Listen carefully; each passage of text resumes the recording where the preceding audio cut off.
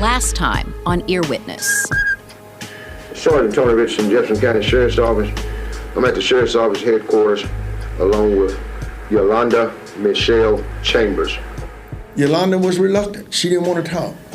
Okay, now you mentioned to me that you heard what you thought was 3 shots. But when we heard that, we were like, we didn't know what it was. We had to keep at her. We had to pull, like pulling teeth. Carlos jumped in the car and said, man, come on, let's go. You know, Yolanda, we need this. And sometimes we'd have to be stern, and firm, trying to shake her, Did he have anything on his hand that you told me about? Blood. Sometimes we'd have to be soft. What you have already told me during the times that I have interviewed you, is that the truth? Whatever will work to get this information out of her. No. It's not the truth? No. So what she's saying, she was there and I was there? That's a lie. That's a shame. Did I believe everything Yolanda told me? No. Hell no. Hell no. But Yolanda told a lot of truth while she was trying to hide it by telling lies.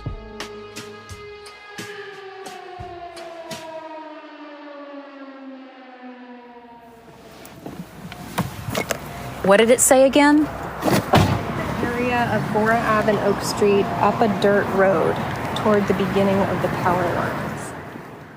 My producer Mara and I are in Bessemer, a suburb west of Birmingham. This back road is remote. No houses or businesses nearby, just undeveloped land stretching under a bright blue sky. I bet it was this. There's a dirt path underneath a stretch of power lines that cuts through dense, overgrown shrubbery. I wonder how far down the dirt road she was. Yeah. Wow, it's kind of pretty back here, actually. Yeah. There's nothing remarkable about this spot. It's a place you'd drive past and not even notice. But this is where, on Valentine's Day of 2009, some people riding four-wheelers found the body of Yolanda Chambers. I'm still not really sure why I wanted to come here or what I was hoping to learn. I just felt like I needed to see it. There are no clues here about what happened to Yolanda Chambers, why she was killed, or who did it.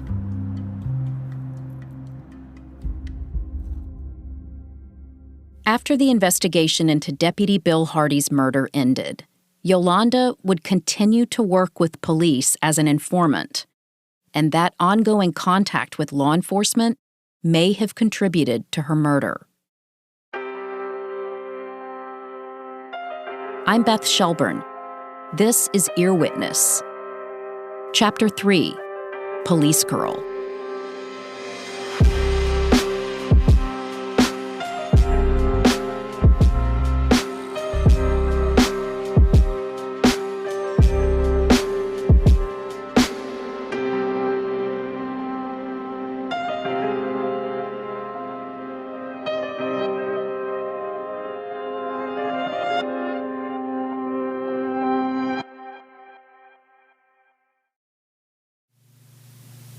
I'd like to talk about Yolanda. Okay. I've talked to Detective Tony Richardson for over 7 hours about this case, and he uses a certain adjective to describe Yolanda Chambers over and over again. She was street smart. You remember I said Yolanda was very streetwise. Streetwise, I'm telling you, if you ever met her, 15 years old, she knew more about the street than I did. The dictionary definition of street smart or streetwise is a shrewd awareness of how to survive based on living a difficult life. But Yolanda was just 15 years old. Detective Tony Richardson questioned Yolanda at least 25 times when he led the investigation into Deputy Hardy's murder. Most key witnesses in murder investigations are questioned a few times, but 25? That many police interviews is almost unheard of. And throughout these interviews, Yolanda changed her story about the night of the murder hundreds of times. Research shows that child witnesses are more easily influenced by police intimidation than adults. And children entangled in criminal cases also face more adverse psychological consequences. But knowing all this, I still wondered what exactly was going on that made Yolanda change her story so many times.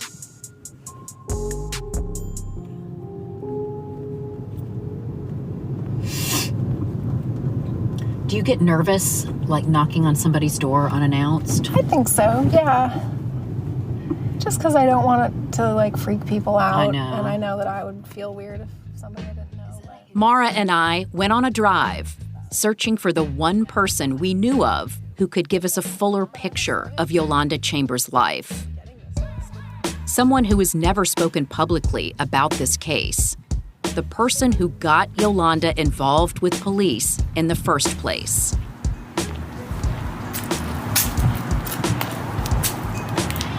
Hey, we're looking for Miss Rosa Hardy. Her mom.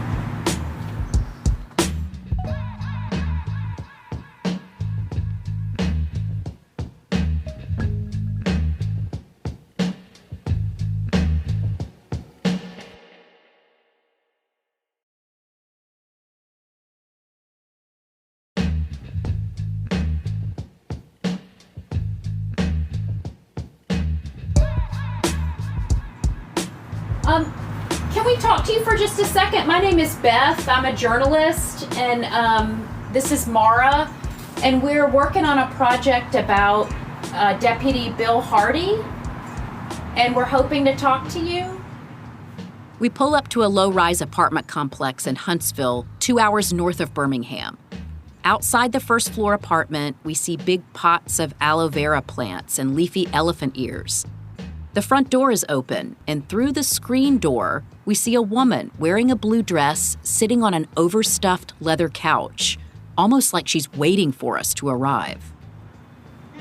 Hey. I didn't know what was going on. I'm sorry to just show up unannounced, but we didn't have a number for you. I understand, because when that happened, I was living in Birmingham. And since then, I lived in Cincinnati. But forgive me, you're welcome to come in. Rosa lets us into her tidy apartment. There's a painted wooden sign on the wall that says, "There is always, always, always something to be thankful for." And a paper program from Yolanda's funeral sits on the coffee table next to framed family photos. Well, I appreciate you letting us in, just us showing up unannounced, but we're, like I said, working on a project about Deputy Bill Hardy's murder. And so we were just reaching out to people that knew him. And wondered, if you could share anything about him that you knew, y'all's relationship. Well, I met him through his wife, Diane. Even though Rosa and Deputy Bill Hardy share a last name, they aren't related. Patricia Diane Hardy is Bill Hardy's widow. Rosa sometimes refers to her as Pat, but mostly calls her Diane. Diane and all of us, we grew up together in Selma because her mom used to do our hair. My mother had 3 girls and 3 boys, and her mother, Miss Bailey, she did our hair every 2 weeks. So we were friends. Rosa and Patricia both eventually moved to Birmingham, where Patricia marries Bill Hardy, and they all remain close friends. Diane and I talked all the time on the phone. But after that happened and Yolanda was involved, she kind of shied away from me. I don't know why, And then how did your daughter get wrapped up in the case? Let me tell you what happened. I got to tell you everything because I'm not a liar, so I got to tell you the truth. Rosa begins by going way back to the first time she and Yolanda were separated, when Rosa was arrested and charged with drug possession. And I ended up catching a case going to Tutwiler. Julia Tutwiler Prison for Women is the only maximum security women's prison in Alabama. Rosa pleaded guilty and was sent there for 3 years. During this time, 8-year-old Yolanda went to live with Rosa's mother in Selma. When Rosa was released in 1991, Yolanda told her that she'd been sexually abused by a neighbor. She said this guy there used to molest her. My mom would have him to come over and help her with her homework, and he molested her. So when I got back, mentally, she was all messed up. Yolanda was 12 years old. And it was a rock between a hard place because my mother said it didn't happen, but I told my mother these exact words. I said I wasn't there to protect my daughter, and if she told me something happened to her, I believe it.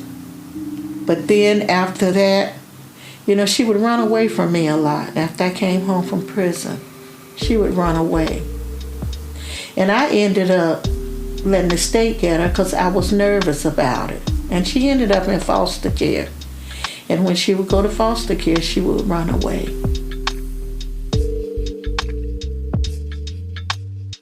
When she's 14 years old, Yolanda is hospitalized after attempting suicide and receives a few months of counseling. And then, the next year, when she's 15 years old, Yolanda officially becomes a ward of the state, living full-time in foster care and group homes. The state is supposed to be in charge of her care, but according to an assessment ordered by a county social worker, they don't know where she is for several months that summer.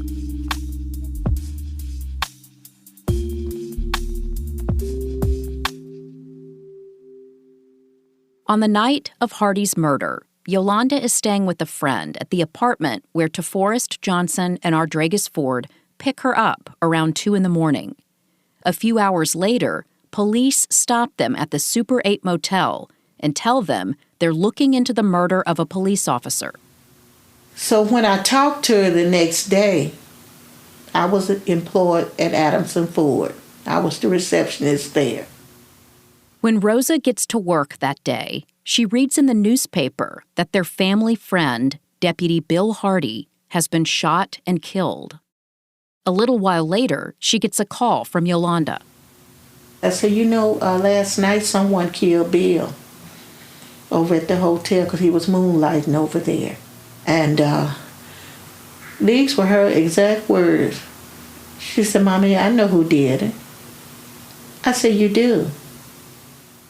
Rosa says Yolanda didn't give her names, but after the call, Rosa tells a police officer that her daughter has information about the murder. Because I just felt like I owed that to Pat. Like I said, we were good friends. We weren't strangers, and we had grew up together in Selma. And I just felt like, I was supposed to let somebody know. Sometime after talking with police, Rosa hires an attorney to pursue the $20,000 in reward money. Was she ever compensated for giving? No. And I thought that after I had told them, because they did say, there was some compensation, they never did give me nothing. Law enforcement rewards are set up to entice people in tough financial situations, people like Rosa and Yolanda. Police say rewards are necessary to penetrate the culture of silence in communities impacted by crime. But they can also be a means to manipulate, because it's up to police to decide whether the information is valuable enough to merit the reward. That means detectives can dangle the money while they work with witnesses, but then choose to never pay it.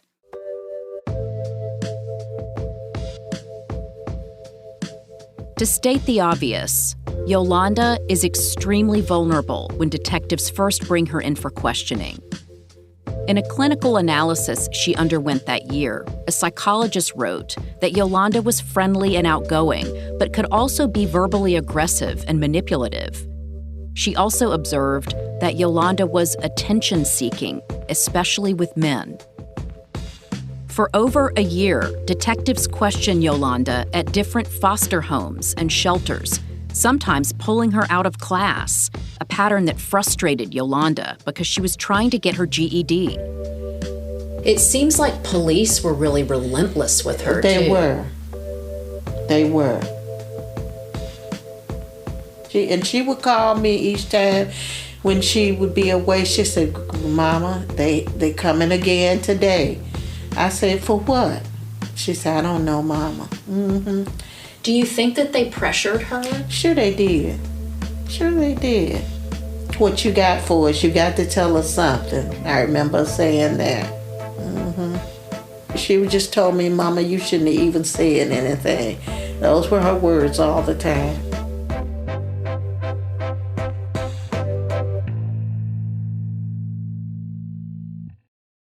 Yolanda's statements about the night Deputy Hardy was murdered lead to 4 people charged with capital murder, including DeForest Johnson and Ardregas Ford.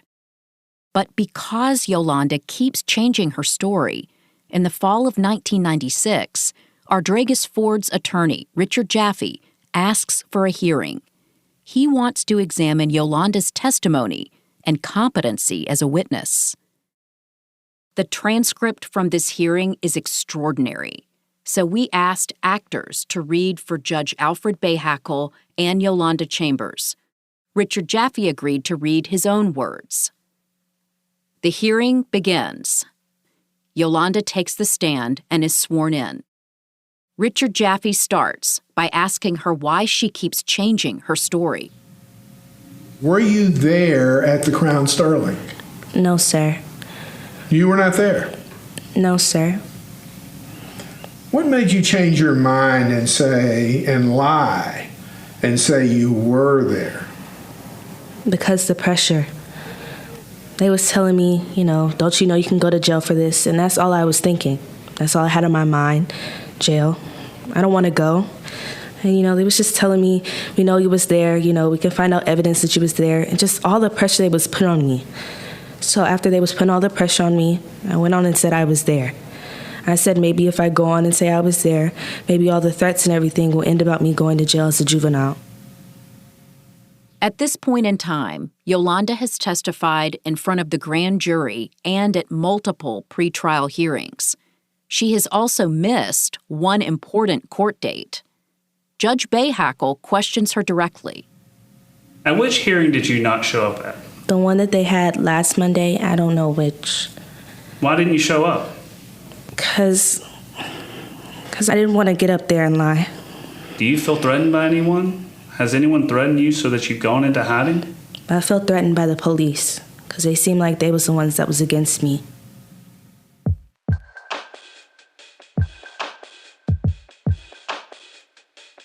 Later, Jaffe questions her about what happened when detectives stopped the tape recorder during interviews. After he, somebody put so much pressure on me, and then they get to saying, well, Yolanda, you was there because such and such said this, and this person was here, and I know you was with this person. I'm going to quite naturally go on and say whatever the person wants me to say. Whether it's the truth or whether it's a lie, whatever the person wants me to say, I'm going to go on and say it. And there was so much stress and pressure on me, and I couldn't have my mama around when they was questioning me or my attorney, so I just went with the flow. Whatever they wanted me to say, I would say it. How do you feel about what you've done to Ardregas Ford and to Forrest Johnson? I'm sorry for doing it, but I didn't know any better. And I feel like I was, even though I was lying, I feel like I was taken advantage of too. Because my own mother wasn't even there to be a comforter for me, because every time they came and got me, they wouldn't let my mom come in with me. I always had to go with them, like I was property of them. At the hearing, Jaffe argues that Yolanda's testimony should have put an end to the state's case. They should have dropped the case. They should have dropped the case at the point where she had already perjured herself at the preliminary hearing and at the grand jury. And now she's saying, I perjured myself. So how do you ethically, if you're a prosecutor, take a death penalty case, even a shoplifting case, to trial if all you've got is perjured testimony? How do you do that? But after the hearing is over, Judge Alfred Bayhackle makes his decision. He chooses not to accept Yolanda's recantation and denies the motion to dismiss the charges. The case moves forward as if this hearing never happened. More than 25 years after this hearing, Detective Tony Richardson and I discussed this moment when Yolanda said under oath that police pressured her to change her story. The rule of an interrogation is you interrogate. And part of that interrogation is you lean on people. You put pressure on them. You want them to feel that pressure. You know, you don't threaten them or anything like that, but you want them to feel that pressure that you're leaning on them. And you want that pressure to, as the old saying goes, burst the pipe, so that they will start to overflowing and telling you. Well, where does that leave the truth? I mean, she's clearly perjured herself somewhere because she's testified that she was there and witnessed the murder on multiple occasions, and then she testifies on the stand in court that she's made the whole thing up and she did it because of pressure and y'all have been coercing her. If we had been coercing her and pressuring her, and I'm sure that happens or has happened in the past. Let's say that happened in the early 1800s, okay? Nobody in the modern age does that. Anyway, let's say that she was pressured and coerced. Did she tell things that she couldn't have known that unless she was there? Yes. Like what? Well, like for instance, the scenario about how it happened. The scenario about how the deputy came out of the back of the hotel. We know the deputy came out of the back of the hotel. We're not telling her this. She came in and told us. But that was in the newspaper. No, now. It was in the newspaper. Hardy was killed at the back entrance of the hotel, and this was reported in the first article published, the day of the murder. It was also on the news, the morning of his death. A reporter gestures to the hotel's back door. To work as hard as they can on this. We are at the back door of the Crown Sterling Suites where 49-year-old William Hardy was found shot twice in the head. Not much.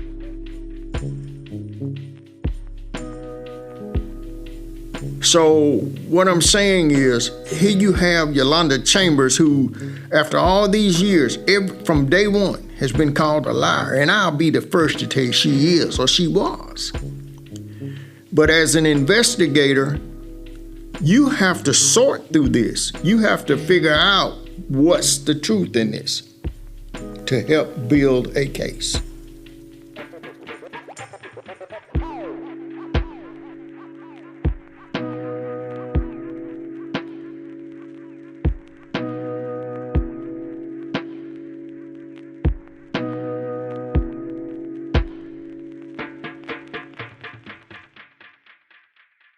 Throughout my conversation with Rosa Hardy, she expresses regret about involving Yolanda in Deputy Hardy's murder investigation. She resented the fact that I even mentioned it. So we didn't really communicate about it. But in the end, I felt so many times, even after she died, that, I just had a lot to do with how she ended up. I don't know if I did the right thing by speaking up. Looked like it just messed up our lives. At 17, Yolanda got pregnant and gave birth to a baby girl. Rosa says the child's father was never part of their lives. Yolanda would go on to have a second child, a son, with another partner. Such a beautiful picture of her. Mm-hmm. Yeah, she was a really pretty girl. She was. And she got mixed up in all kind of stuff, I tell you. Rosa shows us pictures of Yolanda where she appears happy, smiling, holding her babies. In one photo, a large tattoo of a jaguar is visible on Yolanda's chest. Rosa tells us after she got Yolanda involved in this case, their relationship was never the same. And she was very mean to me, called me a bitch in front of anybody. But we were not close at all. According to Rosa, the baby boy's father wanted to marry Yolanda, but he wanted her to get sober first. By then, Yolanda had developed a debilitating dependence on heroin. To get by, Yolanda sometimes worked at a strip club in Birmingham's West End. She was also arrested several times for theft and writing bad checks. But she wasn't sent to rehab or sentenced to prison for these charges. Instead, Yolanda leveraged the one relationship where she felt she had some value: the police. I might be talking too much, but I'm going to tell you this. I found out that she was snitching on drug dealers, and they were paying her, the FBI. They gave her money. They would come by the apartment and give her money. So eventually I ran across one that had come to the apartment one time, and I had told them that they needed to take care of my daughter, and they said that they would. Rosa says that police were knowingly supporting Yolanda's addiction with no regard for her health or the incredible risks she was taking informing on drug dealers. My producer Mara spoke with Rosa over the phone about this. Do you think they were trying to protect her in any kind of way, the police or the FBI? No, they were not. Mm-hmm. No. Mm-mm. They didn't care. All they wanted was what they wanted. So they just paid her and that was it? They just paid her and that was that.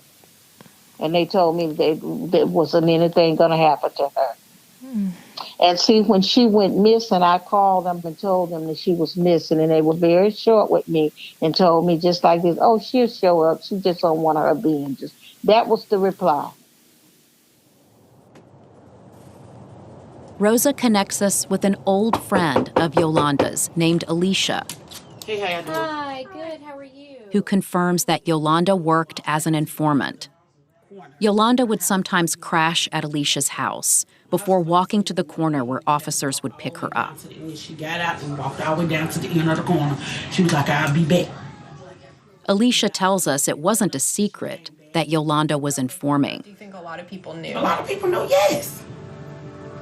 Yes. They always call her the police girl and don't talk to her. Oh, really? Some people even called her police girl.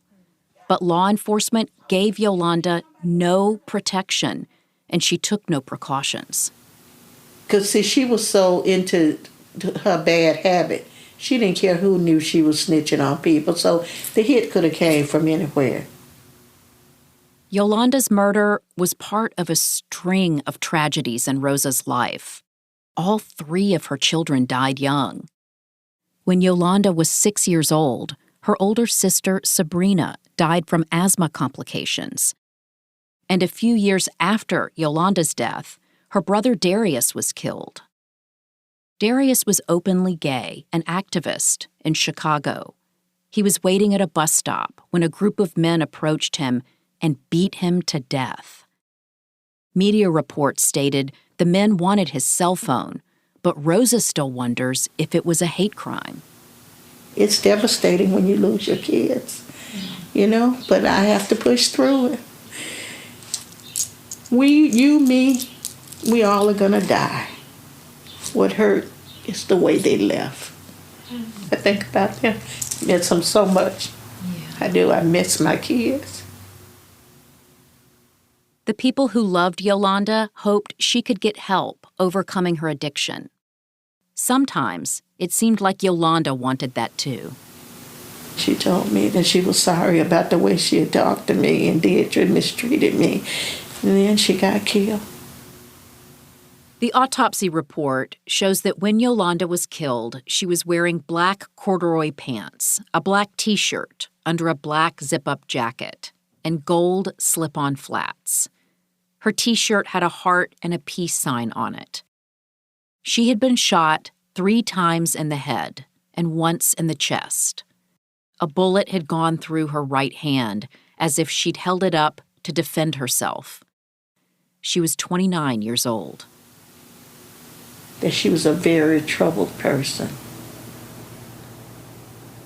And demons had took over her. And don't think I'm crazy when I say this, because there are certain such things. Even when she died, you could see the demons in her casket. Mm-hmm. She was dead so bad. The girl in Selma that had her body, she said that she had been shot up with dope. She was hit straight through here with a bullet. And she begged me not to look at her. She said, please don't look at her. She said, remember her the way you knew her. But I just had to see her. And she opened her up and she let me look at her.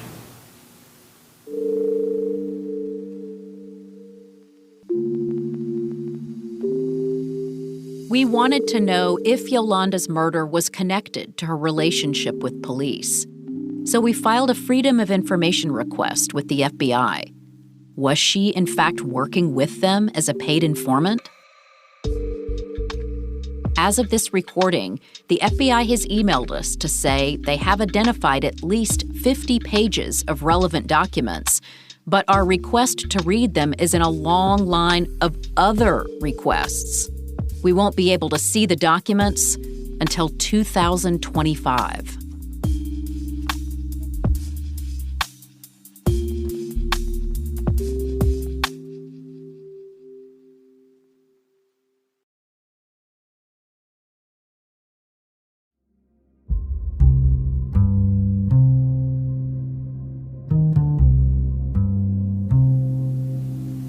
So you don't know who killed your daughter? No. I don't know who killed her, but she did call me and told me that if anything had ever happened to her, this guy had threatened her. This guy was Yolanda's boyfriend. Both Rosa and Yolanda's friend Alicia believe he killed Yolanda and told me their relationship was volatile.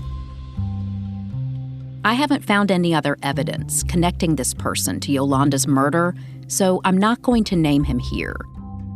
But I look up his record and find that he pleaded guilty to drug trafficking and served time in federal prison. Alicia says when she found out that Yolanda had been murdered, she figured he'd finally learned Yolanda was informing on drug dealers. I also learn this person was killed in 2015, and I don't know if police ever connected him to Yolanda's murder.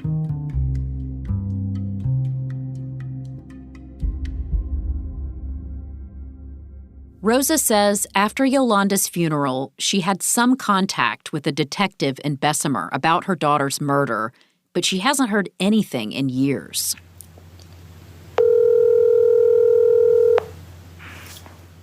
Your call has been forwarded to an automatic voice message system.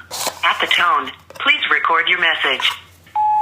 Hey, this message is for Lieutenant Clemens. My name is Beth Shelburne. I spend weeks trying to connect with Bessemer police to find out if there's anything going on with Yolanda's murder investigation. I leave messages, and finally, I get Lieutenant Christian Clemens on the phone. I tell him the same thing that I said in the messages, that I'm looking into Yolanda's murder. He says he'll call me back. But after 2 months, Mara and I decide to just go there in person.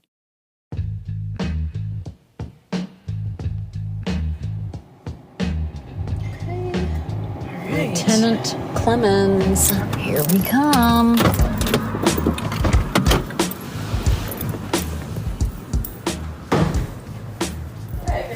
Yeah, I'm here to see Lieutenant Clemens. What's your last name? Shelburne. We wait in the busy lobby of the Bessemer Police Department until Lieutenant Clemens emerges from behind a heavy steel door.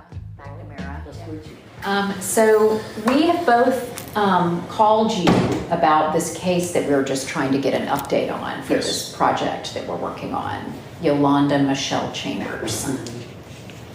Tell me a little bit more about it, because I remember it being an older case. I haven't been able to do anything on it at all. I feel like I'm stuck in a loop. I keep giving this guy the same information. What we're talking about. Yeah, we're just trying to figure out why you haven't gotten back to us. Oh, it's just... He tells us that Yolanda's case is low on the totem pole of priorities. That totem pole of importance, prioritization, it was kind of low. Why was it low? Today's victims are the ones we deal with most. You know, it's really just prioritization of cases. We have 5 detectives. We had 29 homicides last year. You do the math, that's 6 homicides a piece. Even though Lieutenant Clemens is perfectly polite, it seems like he's not going to spend time on this case. But we give him the information we've learned about Yolanda's murder, including the name of the possible suspect. Maybe if any evidence from Yolanda's body was preserved, police could test it and match it against this possible suspect. He served time in federal prison, so his DNA would be on record. I ask if we can look at the investigative file, and he promises to get back to me. Okay, well, thank you for your time. You're welcome. Appreciate Nice to it. meet you guys. You too. A few hours later, Lieutenant Clemens calls and tells me that Yolanda's case is still open. He says he'll look into the evidence that's being held in a storage unit. Sir, I appreciate it. Yeah, just so you know, my next step is to go out to our storage building where all of our old records are kept, old cases, and look for the case file on this and kind of go through it again to see what was done, what needs to be done, and go from there. So I wait to hear back from Lieutenant Clemens, but he never calls again. This feels like the system letting Yolanda Chambers down one final time.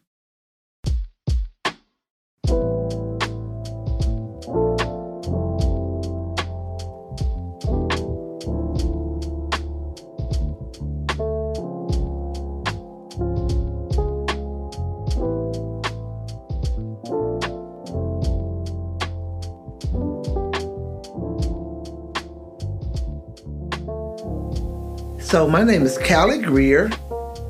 For many years, Callie Greer faced the same struggles as Yolanda Chambers, like drug addiction and charged interactions with police. Callie is now an organizer and educator focused on advocating for poor people in Alabama. I asked her for some perspective on Yolanda's life, death, and her involvement with law enforcement.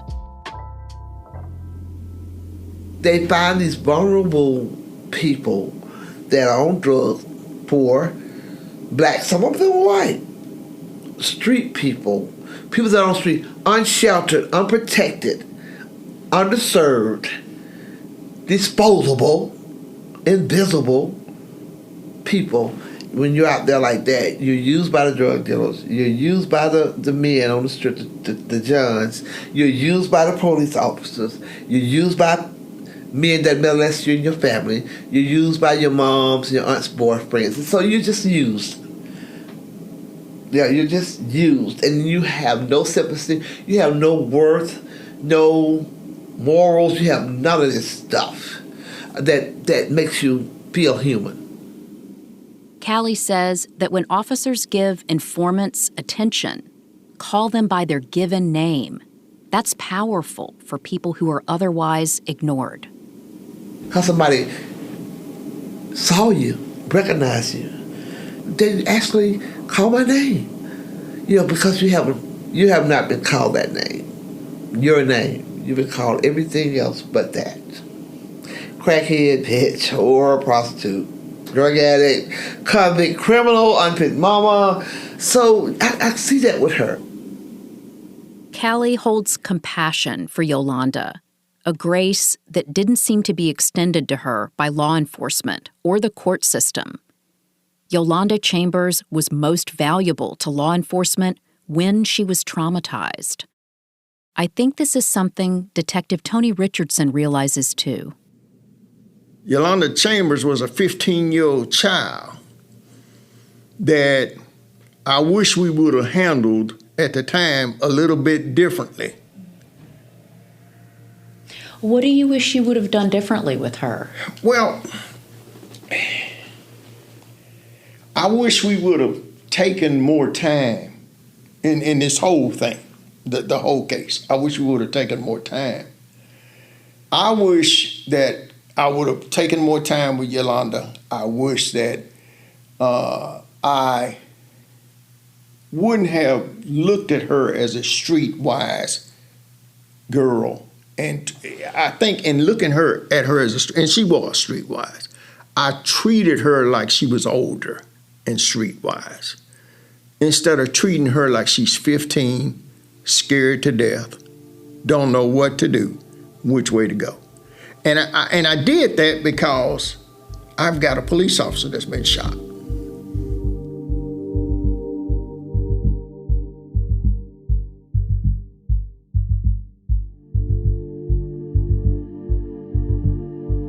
In the years following Hardy's murder, and for the rest of Yolanda's life, she didn't talk with her mom much about the case. But there was one thing Rosa says Yolanda told her consistently over the years. And this is what she always said too. The one that did the time, he wasn't even the one that did it. Now she did tell me that. She said he didn't even do it. So DeForest Johnson is the one. He's still in prison. But she said he wasn't the one that did it. Wow. Next time, the overlooked clues and lost leads. We investigate the investigation into Deputy Hardy's murder and what detectives miss while they fixate on Yolanda.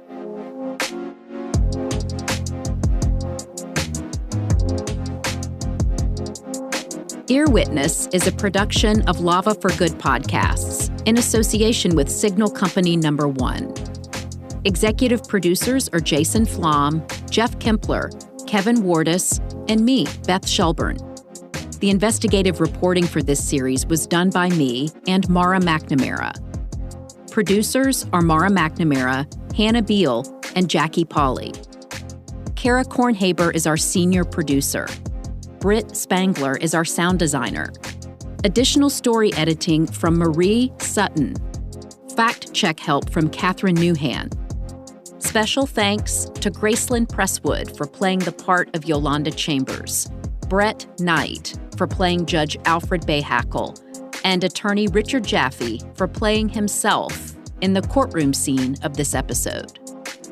And special thanks to DeForest Johnson's legal defense team.